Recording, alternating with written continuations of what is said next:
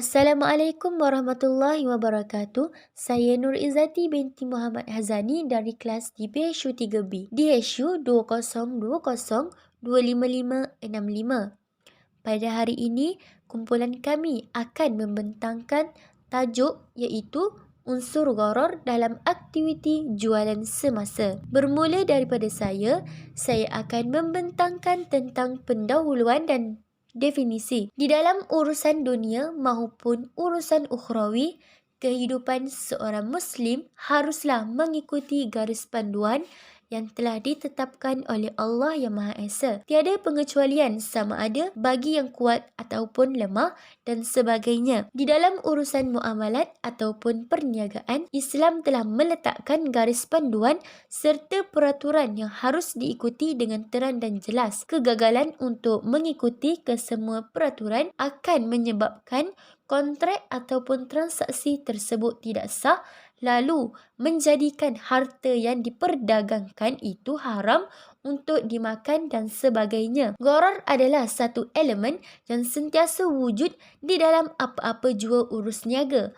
Kesan kewujudan gharar di dalam urus niaga akan menyebabkan urus niaga itu menjadi tidak sah. Bagi definisi pula ialah, menurut bahasa Arab, makna al-gharar adalah al-qad. Dalam erti kata lain, gharar adalah pengambilan risiko yang melampau. Gharar juga bermaksud ketidakpastian, manakala ketidakpastian bermaksud sesuatu tindakan yang bertujuan untuk merugikan pihak lain. Ia juga boleh dimaksudkan sebagai disembunyikan oleh salah satu pihak dan ia boleh menjadikan rasa ketidakadilan atau merasakan penganiayaan dalam sebuah perniagaan. Transaksinya yang tidak jelas, tidak dimiliki dan tidak diketahui keberadaannya. Oleh itu, gharar juga adalah satu elemen yang akan menyusahkan atau memberi kesan buruk kepada mana-mana bahagian yang terlibat. Di dalam sesuatu urusan niaga, gharar akan memberi kesan buruk kepada kedua-dua pihak yang terlibat dalam urusan niaga tersebut di dalam bentuk ketidakadilan dan sebagainya. Menurut mazhab Imam Ash-Syafi'i,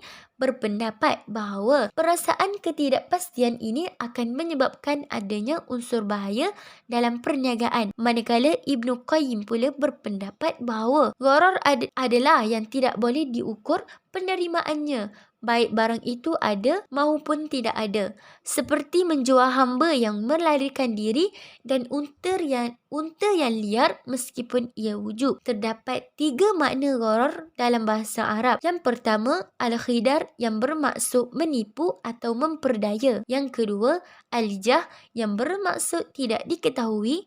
Yang ketiga, al-qatar yang bermaksud bahaya, habuan dan pertaruhan. Sekian sahaja daripada saya. Assalamualaikum warahmatullahi wabarakatuh. Nama saya Nurul Nadia Suhaila binti Mama Anwar. Saya daripada kelas di DPSU 3B. Saya akan menerangkan tentang dalil dan hadis untuk jauhi gharar. Pertama, firman Allah di dalam surah Al-Baqarah ayat 188. Dan janganlah sebahagian kamu memakan harta sebahagian yang lain di antara kamu dengan jalan yang batil, dan janganlah kamu membawa urusan harta itu kepada hakim supaya kamu dapat memakan sebahagian daripada harta benda orang lain itu dengan jalan berbuat dosa padahal kamu mengetahuinya. Dan firman Allah yang kedua dalam surah Al-Maidah ayat 90, hai orang-orang yang beriman, sesungguhnya meminum khamar, berjudi, berkorban untuk berhala, mengundi nasib dengan panah adalah perbuatan keji, termasuk perbuatan setan. Maka jauhilah perbuatan-perbuatan itu agar kamu mendapat keberuntungan. Di sini Allah menekankan kepada kita sebagai umat manusia, umat Islam dan hambanya perlu menjauhi dari perbuatan-perbuatan yang Allah murka supaya memberikan kehidupan kita diredai di dunia dan juga di akhirat. Dan yang ketiga, hadis daripada Abu Hurairah berkata, Rasulullah SAW telah melarang daripada jual beli al-ghasah dan jual beli gharar. Hadis riwayat Muslim. Seterusnya saya akan menerangkan tentang hukum gharar. Dasar pengambilan hukum atas segala sesuatu dalam syariat Islam harus jelas bentuk dan kriterianya, sehingga penetapannya akan mendapatkan suatu kepastian untuk menempatkan pada paras yang boleh atau tidak untuk dilakukan dan dapat dijadikan panduan hukum. Ibnu Taimiyah menjelaskan bahawa pelarangan terhadap transaksi gharar didasarkan kepada larangan Allah SWT atas pengambilan harta atau hak milik orang lain dengan cara yang tidak dibenarkan, iaitu batil. Menurut Ibnu Taimiyah, di dalam gharar terdapat unsur memakan harta orang lain dengan cara batil. Dalam hal ini, Ibnu Taimiyah juga menyandarkan bahawa di dalam surah An-Nisa ayat 29, hai orang-orang yang beriman, janganlah kamu saling memakan harta sesamamu dengan jalan yang batil, kecuali dengan jalan perniagaan yang berlaku dengan suka sama suka di antara kamu. Dan janganlah kamu membunuh dirimu. Sesungguhnya Allah adalah Maha Penyayang kepadamu. Dan di sini Allah menyarankan juga kita supaya tidak memakan harta sesama manusia dan ditekankan pada jangan kita memakan harta-harta anak yatim, kerana ini adalah salah satu perbuatan yang tidak diridai oleh Allah. Dan hendaklah kita berurus niaga untuk mendapatkan rezeki yang halal, dan ini juga dapat memberi keuntungan sesama manusia, dan ia juga dapat saling bantu-membantu di antara satu sama lain. Itu sahaja daripada saya. Sekian, terima kasih. Assalamualaikum warahmatullahi wabarakatuh. Nama saya Ahmad Iman bin Nazafi dari kelas DPSU 3B. Nombor kad matrik DSU 20024892. Okey, sekarang saya akan pergi kepada isi saya, iaitu jenis goro. Dilihat dari peristiwanya, jual beli goro boleh ditinjau dari tiga sisi. Yang pertama, jual beli barang yang belum ada, yakni ma'dum, seperti jual beli habal al-habalah, yakni janin dari haiwan ternak. Yang kedua, jual beli barang yang tidak jelas, yakni majhul, baik yang mutlak seperti penyataan seseorang, saya menjual barang dengan harga RM1,000, tetapi barangnya tidak diketahui secara jelas, atau seperti ucapan seseorang, aku jual keretaku ini kepadamu dengan harga 10 juta. Namun jenis dan sifat-sifatnya tidak jelas, atau boleh juga kerana ukurannya tidak jelas, seperti ucapan seseorang, aku jual tanah kepadamu seharga RM50,000, namun ukuran tanahnya tidak diketahui. Yang ketiga, jual beli barang yang tidak mampu diserah terimakan, seperti jual beli budak yang kabur atau jual beli kereta yang dicuri. Ketidakjelasan ini juga terjadi pada harga barang dan pada akad jual belinya. Terima kasih. Seterusnya saya akan pergi kepada solusi isu.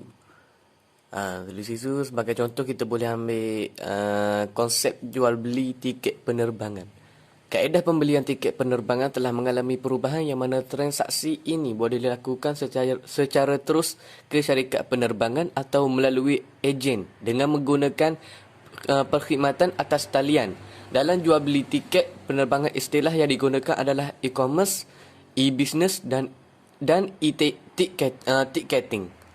Okey, waro yang wujud dalam isu ini ada dua, goro dalam barang jualan dengan goro dalam harga.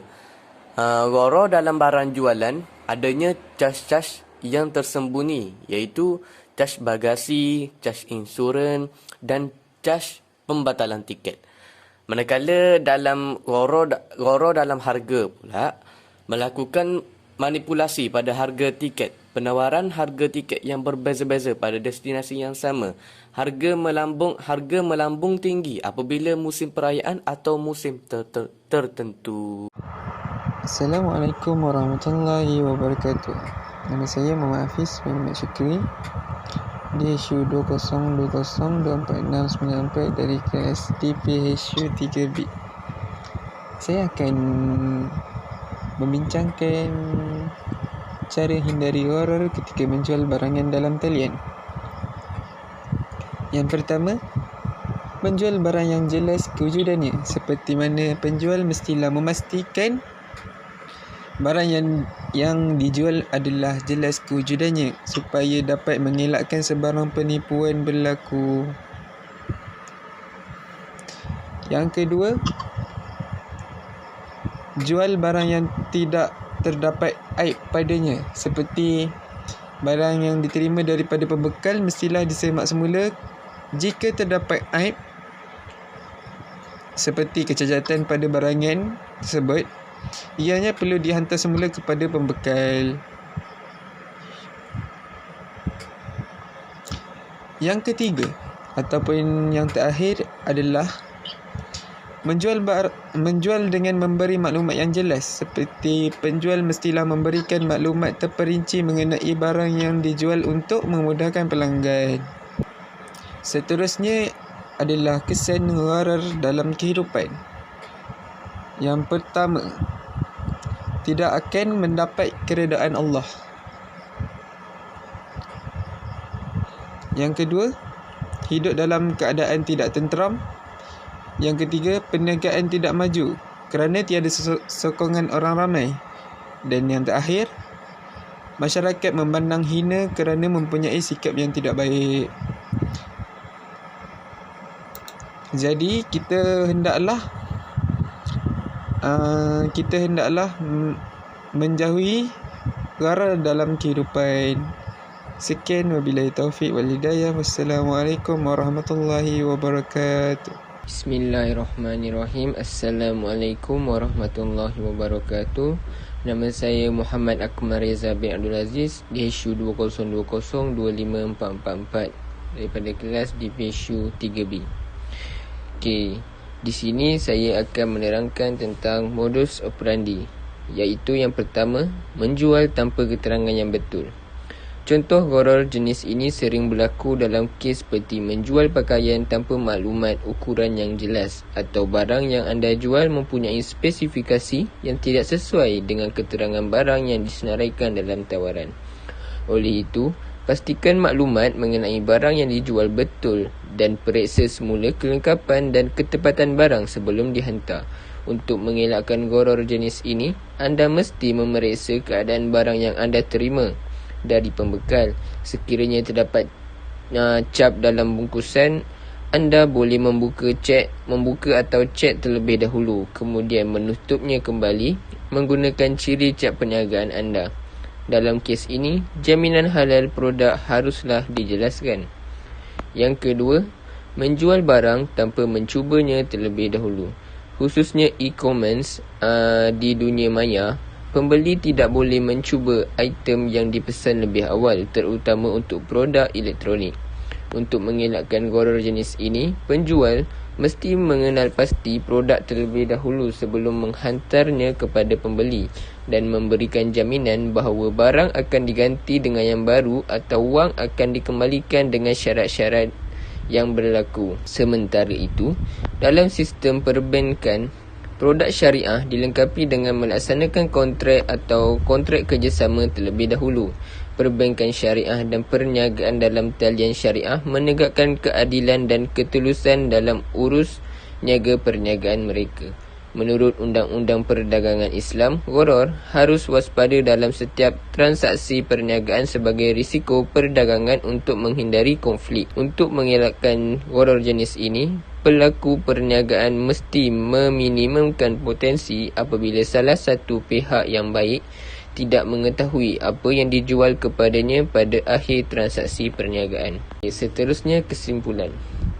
Perbincangan mengenai jual beli gharar di kalangan ulama hadis yang dikenali dengan fiqh al-hadis tidak hanya tertumpu kepada pendapat ulama hadis semata-mata. Bahkan perbincangan tersebut tidak terlepas daripada mendatangkan pendapat ulama fiqh daripada setiap mazhab, sama ada pendapat 4 mazhab yang masyhur. Illah gharar dalam larangan jual beli merupakan illah yang menepati syarat-syarat illah yang disepakati oleh ulama. Prinsip-prinsip gharar yang telah dikeluarkan adalah berdasarkan kepada sebab-sebab sesuatu jual beli itu dilarang yang diambil daripada pendapat-pendapat ulama.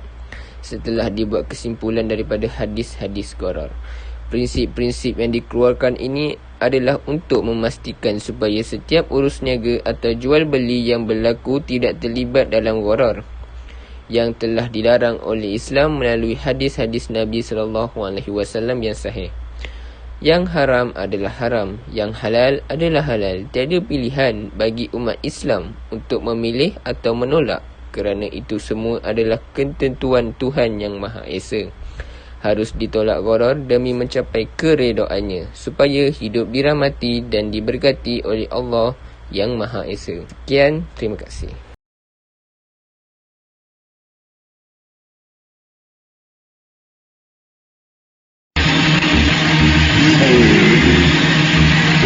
Love the world.